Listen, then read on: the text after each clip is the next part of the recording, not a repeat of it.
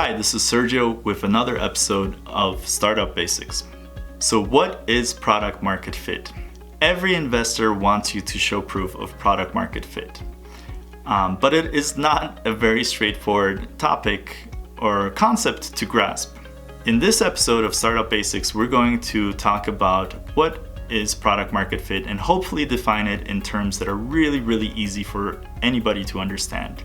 And we'll even give you a couple of examples to really make sense of what is product market fit. Even though I said it's not really an easy concept, I think really the problem is that people overcomplicate what product market fit is. But fundamentally, it actually is kind of easy.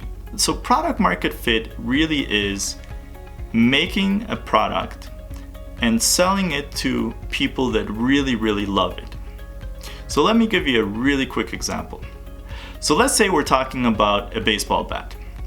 So you may have made the most amazing baseball bat in the world.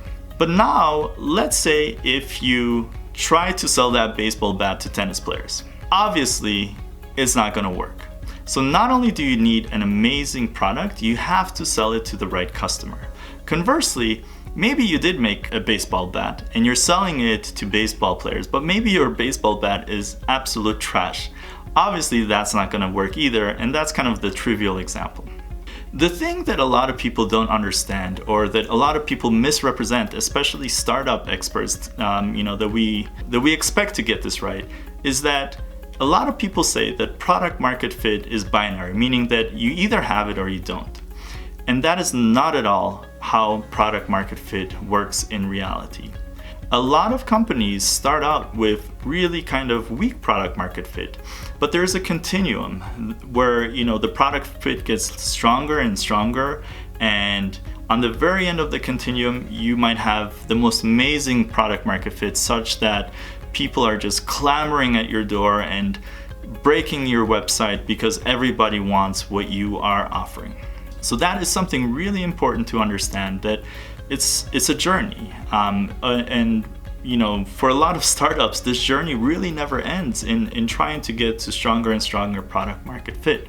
Now, what are the three components that make up product market fit? So first of all, like I said, you obviously have to have a really great product. Let's say that you are making convertible cars. You're making cars and you're making a convertible, and your convertible is awesome. It's sporty, it looks great, it's fun to drive, it has the latest gadgets and gadgets, and so on and so forth. So you have to have a really great product.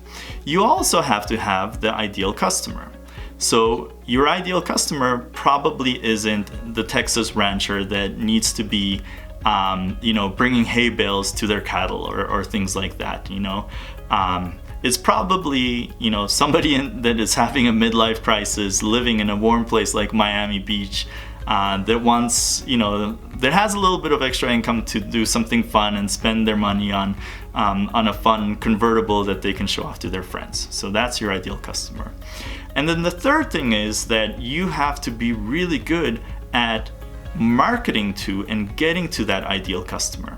You might have a really awesome convertible and you might know who your ideal customer is, but if your marketing efforts are focusing on Texas ranchers and you're getting a bunch of Texas ranchers coming in and buying your awesome convertible to use on the ranch, obviously they're not going to love it the same way that if you were targeting the right audience. Now, that is not to say that Texas ranchers will not love their convertibles. I'm sure some will, but if they're buying kind of a work vehicle, then a truck is probably the much more appropriate product thing for them to get.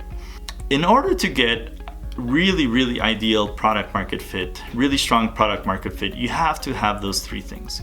You have to have a great product, you have to target the right customer, and you have to be able to effectively market to your ideal customer and get them to use and buy your product.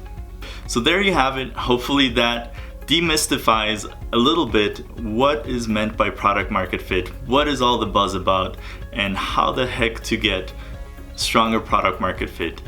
If you have questions or if you have great examples of finding or improving your product market fit, definitely leave them below in the comments, and make sure to hit the subscribe button and the bell for future episodes of Startup Basics, in which we're going to discuss how do you measure product market fit, and then a framework for actually iteratively experimenting and growing your product market fit little by little until you go from poor or medium product market fit to super strong product market fit that will impress any investor and is going to build a fundamentally strong business for you.